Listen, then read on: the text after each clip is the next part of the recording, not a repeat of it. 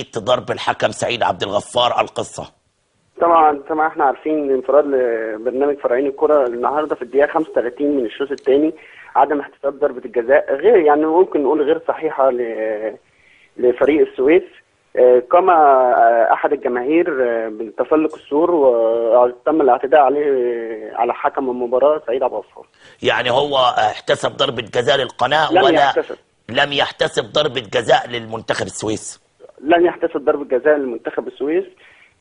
فقام الجمهور بالسب الجماعي لحكم المباراة، وقام أحد الجماهير بالتسلق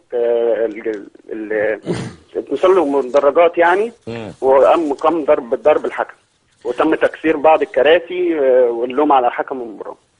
يعني سعيد عبد الغفار ألغى المباراة يا أحمد ولا احتسبت 1-0؟ لا، وقفها بعض الدقائق وبتاع 10 دقائق كده وتم إقامة المباراة فعلا. يعني اتضرب وكمل المباراة؟ اه، حفاظا على هيبة الحكام. بشكرك.